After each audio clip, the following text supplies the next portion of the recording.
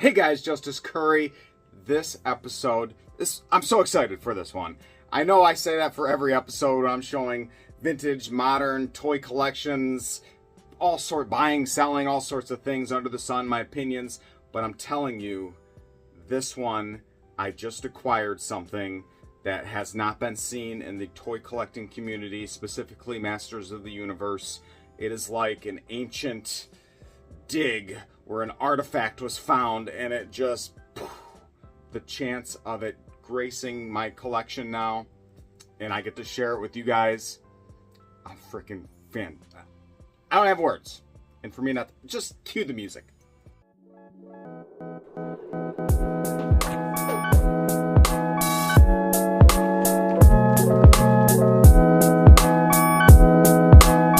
I run it like a point guard, Justice Curry, the trading toy god. A skeletor your bones apart and Rio blast you from the jump start. King Randor or Bonaparte, it don't matter, they tug at my heart.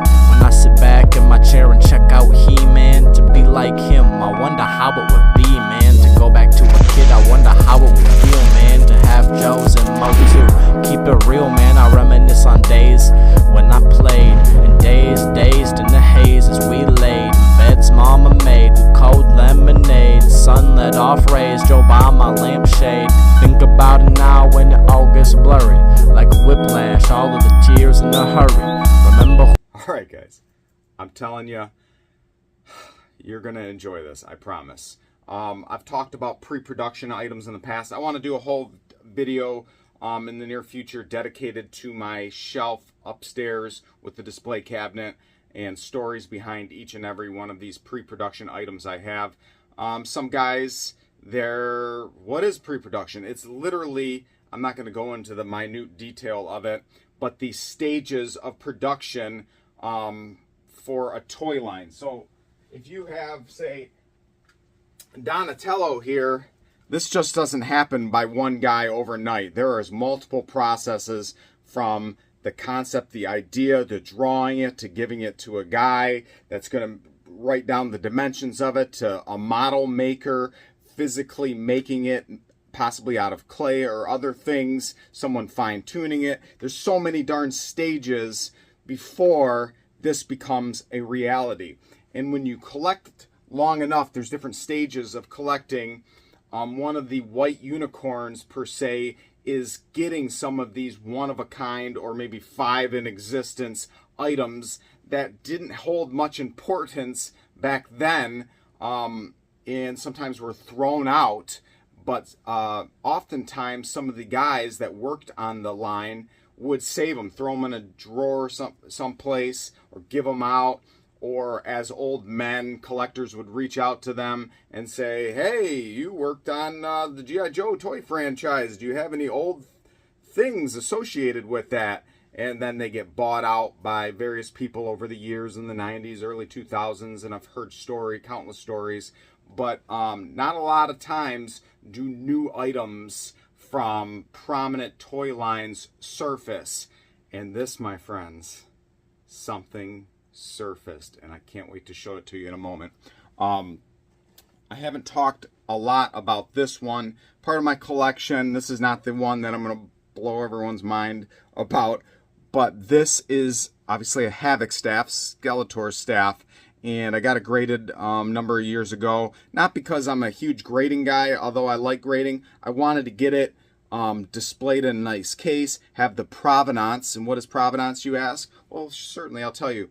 The story, the paperwork, how it was acquired. Because you'll see things, and I've had opportunities to buy things where someone's like, oh, this is a pre-production gun, and I got it at a garage sale by a lady who said she knew the designer guy at Mattel, and you know, that story doesn't hold a lot of water. Unless there's some smoking gun paperwork, or her husband's name is part of the company that you can look up in the archives. Things like that, yeah, there's a trail. And not every item has a story. And oftentimes it comes from prominent collectors, trusted collectors in the community, people that aren't just some fly-by-night reseller guy that no one knows that's going to make up some type of story and say, oh yeah, this is Kurt Cobain's hair and sell it on eBay. You know, something strange like that.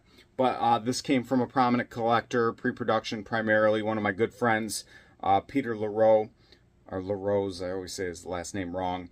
But I got it graded, so I would have this nice display case. He found it in a box of other pre-production items. There's like 8 of these total. Some of the tall tale signs are non-production colors. They just put any darn plastic that they had available, and then they make multiple copies of those, send them off before they're mass produced, because they got to go through quality control, the supervisors at whatever. I'm talking way too much, guys. I'm sorry. Let me just get down to the brass tacks. I'll edit that part out later. Why did I say brass tacks? All right, come inside. I've already lost half the people that originally started watching it. Hey guys, I forgot to mention, I want you to go over to Facebook and give me a follow if you don't. I mean, that's where I sell all my toys, that's where I give out crazy deals, and I post way more videos and photographs and share my thoughts primarily on Facebook. So for all you guys watching right now on YouTube, hit that like, subscribe, whatever, the stuff on YouTube, but then go over to Facebook, and you know what, I'll put a link in the description. Make it easier for you instead of you typing out Justice Curry. And then you can get Provenance. That sounds good. I like that. All right, see you, bye. But that's okay. The diehard people want to see what I'm talking about. So let's come on a journey. This is well played with. My kids play with it. I don't care that they're knocking it over or losing weapons to a $100 figure that I'll find years later. I want them to have the fond memories like I did. Or, well, obviously I didn't have a Eternia growing up. So let's... Oh. What is this? You're going, is that what I think it is? Yes, it is what you're thinking it is. An original power sword, a pre-production power sword from Masters of the Universe. Granted, the story is to hold weight, because if I found this at a garage sale, there's no story to it, there's no provenance to it, there's no connection to it. How can I say it's anything? I can assume, but I can't wait to talk about this. This is just freaking, I'm so excited. Let me get it over here on this new little Castle Grayskull that I picked up from Australia of all places. And you can actually see some of the clay that's still stuck to it. I'm not, the world's expert on the process, but I'm assuming there was a reverse negative mold in clay that they, poured this in and somehow got it. I don't see the straps, the handle straps, which is interesting to me. And what ended up happening was, so and this is why relationships are so important, especially the bonds, the trust, the people that you meet on social media. I always talk about the toys are the glue for the friendships. And if you treat people right, they're going to treat you right back. I said right way too many times. Again, this is one take, guys. You watch other YouTubers, I'm sure most of you do, and it's flawless, and you're like, wow, those guys are so awesome. That's because they do like 20 takes and get paid for their content. Unlike me, where I just do it for the passion of the toys. Well, my good buddy Hatch, here's a picture of Hatch. Boop. Hatch is give you the shirt off his back kind of guy. I saw a post that he made not too long ago, and he said he just acquired some pre-production items, specifically a power sword and the battle axe. I was like, holy crap, Hatch, tell me the story. I want to hear the story. He ended up telling me that he got them in our recent trade from Nate Mitchell and put me in contact with Nate because I wanted to get the story. And then Hatch came back because I said, hey man, if you ever get to the point, I don't care if it's 30 years from now, you're willing to sell that, trade that, what have you, please remember me, because I got the Havoc staff. I feel like I'm a curator at a museum. I have multiple other pieces of pre-production items. I can't even explain it, why they mean more to you than the actual toy sometimes. It's just the history crammed into this piece prior to it being made by the millions, and knowing that the original designers held it. It's special. It's just special. Anyway, Hatch got back to me later and he goes, you know what? I have 2 of these. It's not going to make me any happier having 2. I want one of them to go to a good home, and I know it would be a good home with you, Justice, and I'm willing to trade. And I'm like, trade? Pfft, tell me what you want. Done. And we made a trade. Well, the next part of it was the story, because someone could just be like, oh, Justice, you got that. Someone could have 3D printed something and made it, and customs and frauds. Yes, that is a reality in the toy collecting community. People can pass off things as pre-production, or give you a flimsy story, no paperwork. It doesn't hold a lot of water. But if someone is willing to stand up, and my next special guest you're going to see in a moment, I did a meeting with him over the internet. My new buddy, Nate Mitchell. Nate was the original owner of these, and he got them when he worked with Mark Taylor. Most people are familiar with Mark Taylor and Ted Mayer, and those 2 were prominent, well-documented creators of many items in the Masters of the Universe toy line in the early 80s. Nate, as he's going to describe to you, and Nate's the owner, operator, creator of Squid Ink. Is that what it's called? Sorry, Nate. Yes. Squid Kid Inc. I knew I was missing a word. Squid Kid Inc., who made these little Nintendo guys with arms and legs back in the mid-2000s. And he worked at Playmates with Mark and Ted, and ultimately got a number of these pre-production weapons from Ted, who was in a cubicle next to him. And they... I was very honored for Nate to get on camera, even though he's like, I don't know if I really want to get on camera. But he was a champ. He got on there, explained the story to me, and no one's going to come on and lie. No one with nothing. He has no reason to get on and stake his reputation, his credentials, for no gain. He traded it to Hatch, my friend. And then obviously Hatch traded it to me, but Nate wanted that story to get out and ultimately share. So I had the connection of his time at Playmates, acquiring them from Ted Mayer. Ted Mayer obviously worked on the toy line. Mark Taylor was their direct supervisor at the time as well. There's a little bit of the story. You don't have the paperwork. That's all right. My mind is 100% on board that this is an original, authentic pre-production piece.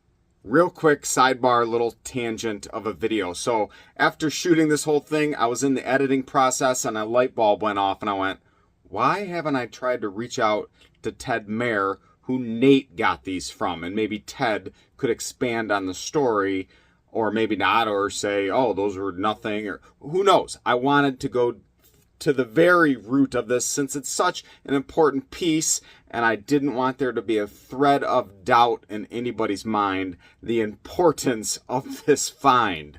So sure enough, reached out to Ted, and he told me the following. You know what? I'm just going to post a little. This is our conversation. As you can see, he says, sorry, I got to read it down here. I just said, random fans, don't reach out to this guy too. He doesn't have any more pre-production things. Hatch is not going to trade the other one remaining. So if you are one of the people that like, ooh, maybe I could tap into this gold mine, don't bother him. He doesn't have any more. And I just said, I'm sure fans reach out to you. Nate Mitchell got a flesh-colored sword. He worked with you at Playmates. They're bagged with other weapons. Looks like they were part of the pre-production process. Seeing if you had any information. I can show you a photograph that helps. And he says, yep, send me a photo, send me a picture to jog my memory. I send him a picture of the power sword, and then my heart was pounding because I didn't want him to be like, oh, I don't know who Nate is, or no, I never had those things, and then I would have been like, no. But he says, I vaguely remember that these were they were pre-production samples from the model shop. Yes. So I said, thank you for your time. Feel like Indiana Jones. And just uncovered an ancient relic. This will be an important piece of my collection forever. Thank you so much for his time. He gave me a thumbs up. So got it all, traced it all the way back. So like 40 years ago, this sucker was the seed that blossomed into, or one of the many things. I mean, I'm sure there's, having He-Man himself, the model, and there's many books on how He-Man came to be, but just having a fragment of this, it's special. It freaking is super special. So thanks. I'm sure I shouldn't read the comments sometimes because there's some poisonous people like, you suck, yeah, and say some crazy things. But that's all right. The positives, the vast majority of people that watch my channel, that interact, the 90+%, they're awesome. The reason that I do these videos. So disregard the haters. Push them aside. Gosh, I'm talking way too much, I feel like. Here's a, let me grab a original power sword. That would be fun.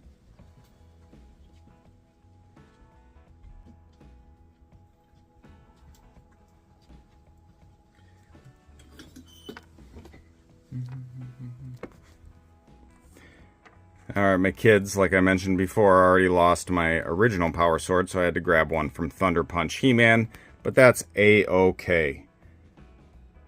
Just to think that this was the predecessor of all of those just gives me warm chills. That's fun.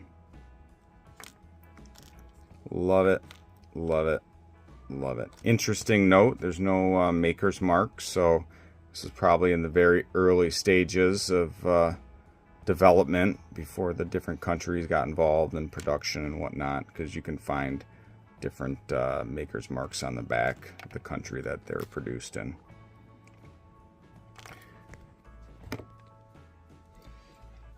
I don't know what else to say, guys. I'm just happy.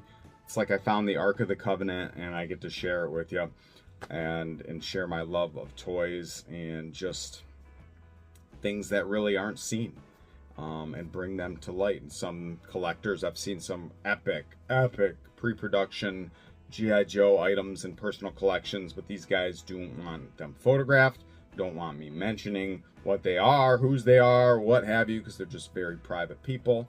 I'm more of a peacock. I want to be, show everybody. So without further ado, I'm going to show the video right now with the interview with Nate. Enjoy.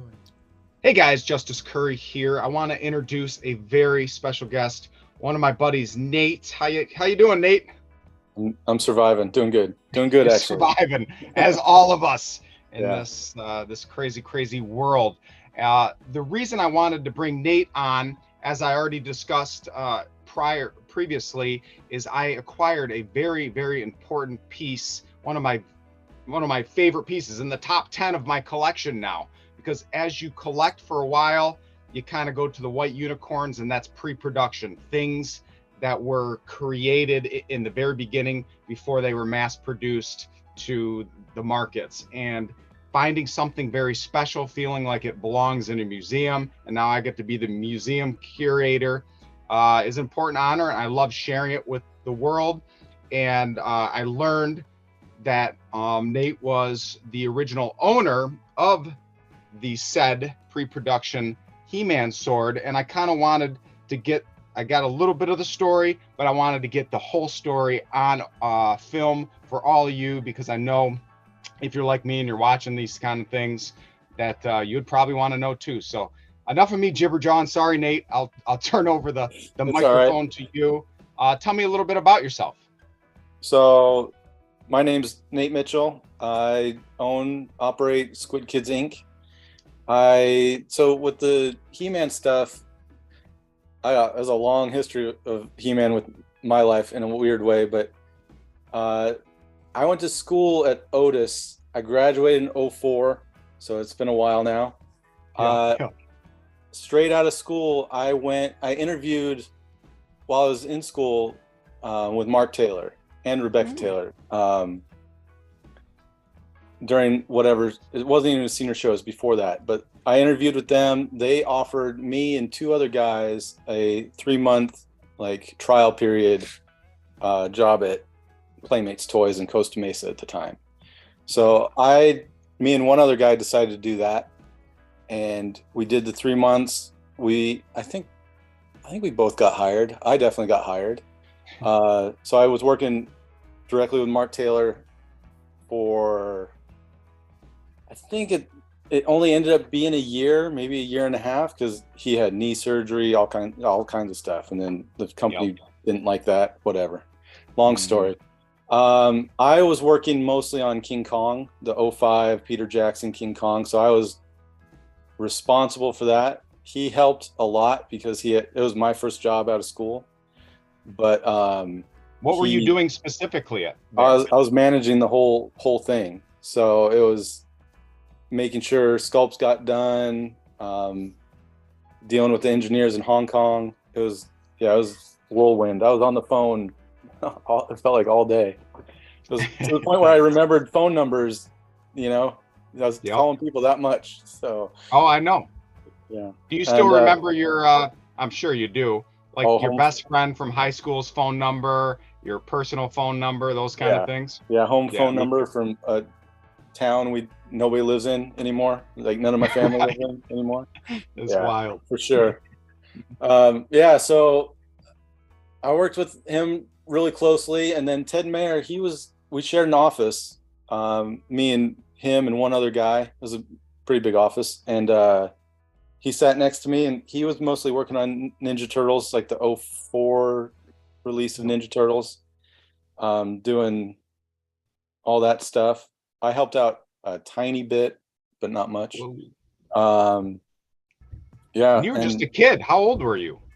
I was older when I went to school, so I graduated when I was 26. Mm-hmm. So now I'm like 44, and I'm feeling it. You and me both. 44 feels a little rough. I'm worried about 60 at this point. So. Oh gosh, I know. It's hard to get out of bed sometimes. I'm like, oh, my aching bones. But looking back, I was young. Yep, I know. I got some horror stories about other bosses at Playmates that weren't fans of me, but Mark Taylor. And Ted, you said you sat next to Ted Mayer, and he was involved in the He-Man line originally, was he not? Yeah, so him and Mark would talk about it quite a bit, and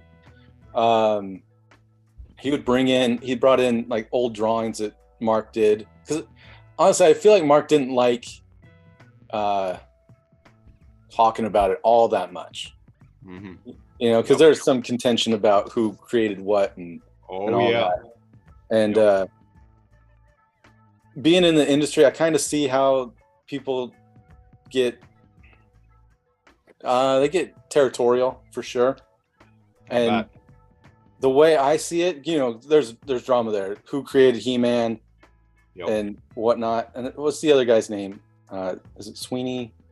I'm drawing a brain fart here. There's full documentaries about that. Yeah, like I've watched them. I've seen Mark talk on him, and he was feisty the whole time, dude. Like he's a fiery old man when I know him.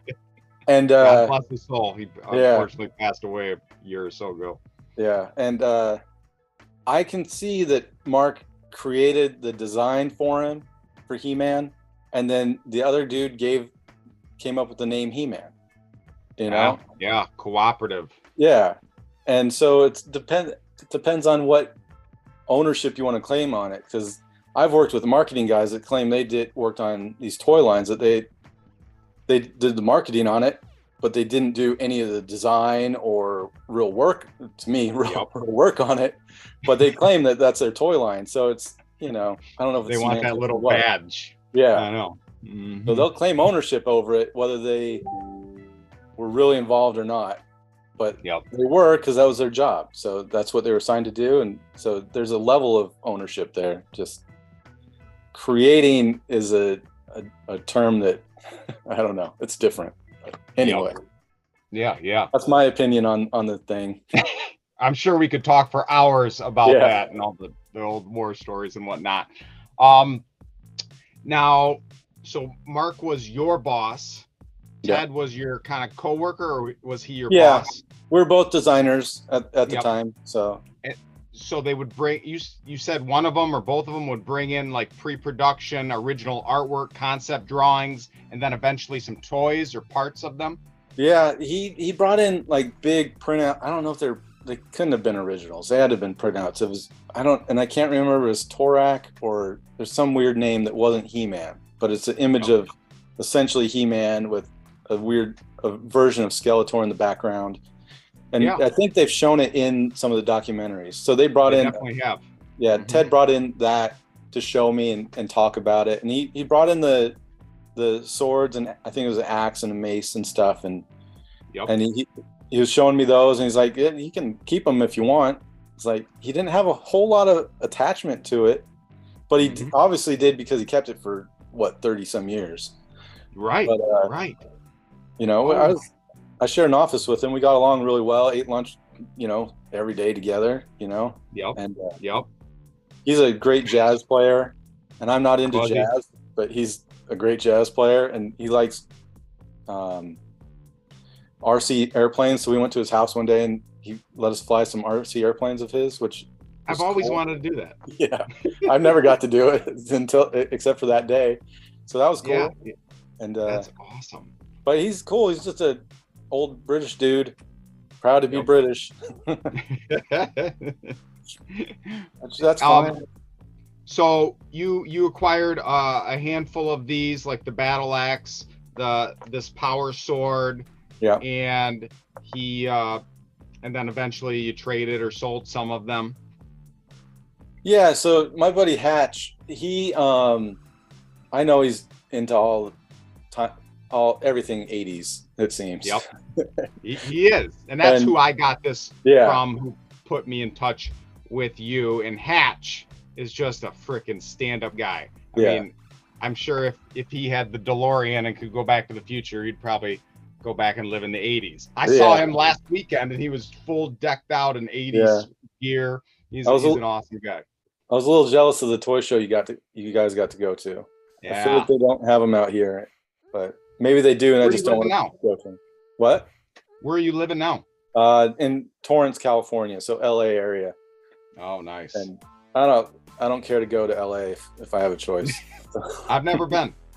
Well, you're not missing much anymore. So. True. But no, so Hatch, I knew he loved that stuff, and it was sitting in a box for a decade, essentially. You know, and I have tons of other He-Man stuff that I should sell, because I really got into the classics. So, so my whole backstory on He-Man is, growing up, my parents were born-again Christians, and they would not allow me to get He-Man stuff. So they bought the heck out of G.I. Joe and all that for me. But for whatever reason, He-Man was off limits. And so it put something in my brain where at some point I'm going to get some He-Man. So Yep. Classics came out. Forbidden fruit that you wanted. Yeah, for sure. Just because you were denied it, you needed to get it later in life. Yeah, and it's kind of sad how that works, but it does happen. So yeah. So classics, I bought pretty much all of them I could get. I'm still missing some, which is absolutely frustrating. And I have about 30 some figures that I want to get rid of because I don't care for them. So I'm missing like 4 or 5, and I have like 30 plus that I need to sell. But anyway, well, which ones do you need? Maybe someone out there watching will hook you up. I know Castle Grayskull Man I never got. I never got a Man-at-Arms, which is infuriating because of Matty Collector. And then there's a couple from the movie. I think He-Man, Skeletor, God Skeletor, couple like that I didn't get, but I got some of those. We'll talk later. Yeah, we'll for talk sure. Later.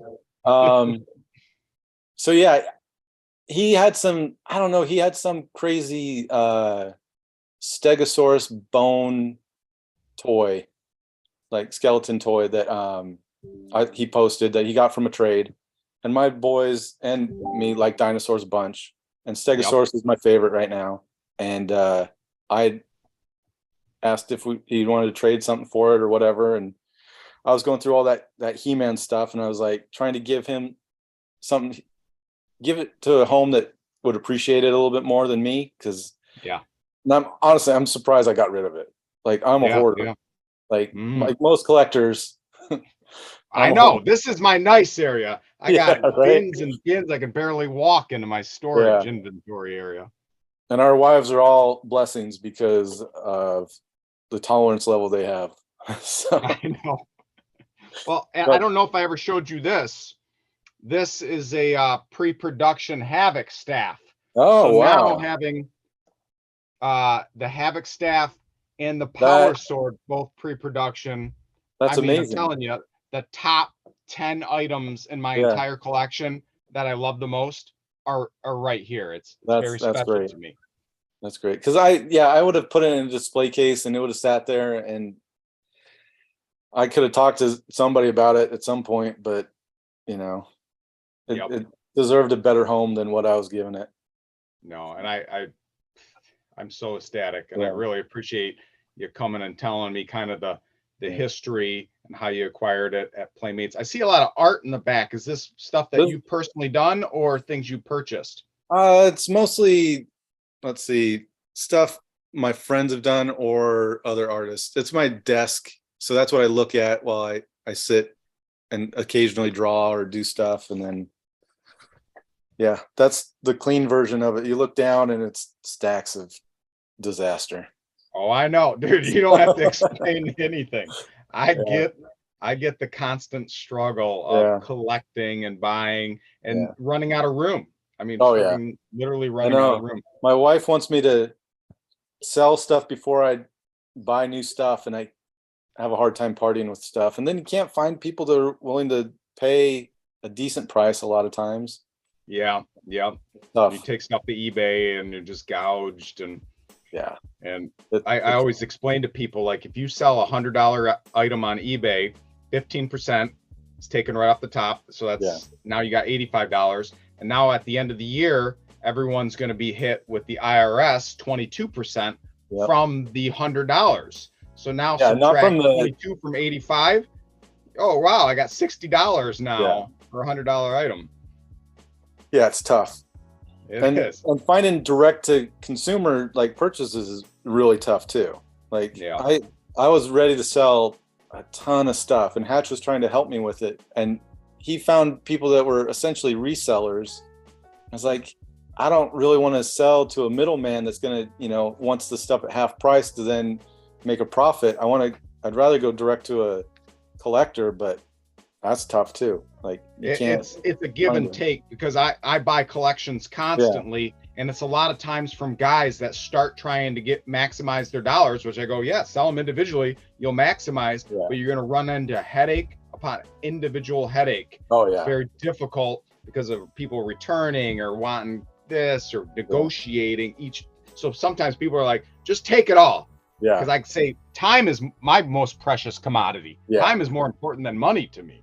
Well, and that's why I haven't sold a lot. It's like I can't dedicate any time to sorting through it, and I'm sure that's why a lot of people get just handed off to somebody like you, where you'll put the time in to sell it. Like I got two kids to raise, and like it's enough. No, I get it. So what are you looking for right now, other than those classics? You got any projects or any things that you're on your hunt list? No, I'm trying to avoid stuff because I'm, once you get hooked, like it's tough. But I saw the photos you guys were posting, and it's like I saw those dinosaurs, and I'm like, damn it, I've always wanted toys of those. Those are awesome. They're like $5,000 though, because they were only made in like Argentina, Brazil, Argentina, something down south. And then so those caught my eye, and I was like, I'm never getting those. And then, you know, Mask was a favorite of mine. So I bought into those ones from Chile. Yep. I couldn't pass that up. It was, I know there's tons of them out there, but to have like the perfect inbox, I okay, I'll pull the trigger on that one. And if you guys don't know what he's referring to, about a year and a half ago ish, there was a massive warehouse filled with factory cases of pristine Mask, and not just Mask, tons of things, Mad Balls, Pound Puppies, just to name just a couple of them, but primarily Mask. I was one of the very few people that knew about it right from the beginning. I was talking with the guy that owned the warehouse, and I was going in with another guy. We're going to buy pallets of these things, but it was too sketchy. Because we would have sent money down there and it would have disappeared to the pallet guy or to the pier guy or the guy putting it on the ship. And we said, we can't. So he ended up finding other resellers down there. But I ended up getting several of them myself, but it was real nice because they're just crisp, pristine boxes. So were you able to get like Goliath and stuff that? Yeah. So I missed that. Like there's a couple. I missed that boat. I got a lot of them. I probably got 5 each because there was like 5 or so vehicles that they were in those factory cases, but the Goliaths went real quick. Yeah. And you know, I missed the boat per se with the original deal, so I had to go through another middleman down there who would drive there. I got them for a good deal, but still, it wasn't like the original deal where I would have got whatever I paid was too much. But that story to me is like Indiana Jones type Holy Grail find, and I was like, I can't pass this up, and I haven't been able to open them. When I bought them, I was like, yeah, I'll open them. I'll share it with my kids, and I can't bring myself to do it yet. It's tough, man. Yeah. Right. You could probably find one loose online for a quarter of the price. Yeah. But sometimes some guys open sealed vehicles. And if you do that on the internet, prepare to get a flood wave of hate. People, I'm destroying it. Yeah. And I've done it before. And I'm like, it's my toy. I want to have the best version possible. Yeah. Let me do what I want. I don't care if I'm depreciating the value. Yeah. So yeah, Mask is a big one for me. And Dino Riders is something I never got as a kid, but I'm interested in. But again, I can't get into it. Yep. In my head, I think I'm just going to start turning my my son's Jurassic Park toys into Dino Riders. So I'll make a little customization, new saddles and things for them, and have fun that way. So I like it. I can't afford to get into that. I don't know how much those cost, but I can't imagine they're cheap. Hundreds and hundreds of dollars, complete anyway. Like I got the T-Rex, I freaking love it, but I bought it before it doubled, tripled, and quadrupled in price. And it was expensive then. And then in humanoids, I always wanted as a kid, never got those. And then even Centurions, I had one. Yeah, but then G.I. Joe is what I collect right now. The is it Classifieds?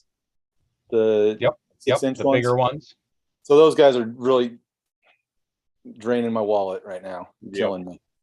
You said, were you your prior project, or maybe you're still connected with this? What's it called? 8-bit, where it's like a Nintendo cartridge? Yeah, his name's Tendo, and like number 10 and then DOH. That's what I guess I'm kind of known for at this point. That's probably my best selling thing. And I still created the concept of that and whatnot. So when I was working, I have one in my collection somewhere. Well, you got a big collection, so it almost doesn't surprise me, but you're right. I don't remember where it is though. Yeah, but yeah, I started that when I was working at Spin Master, and that was my side project. And then I got enough confidence somehow to quit my good paying job and try to sell my own stuff. And what's that? What year-ish was that? So I quit in 2012. So I released those around 2010.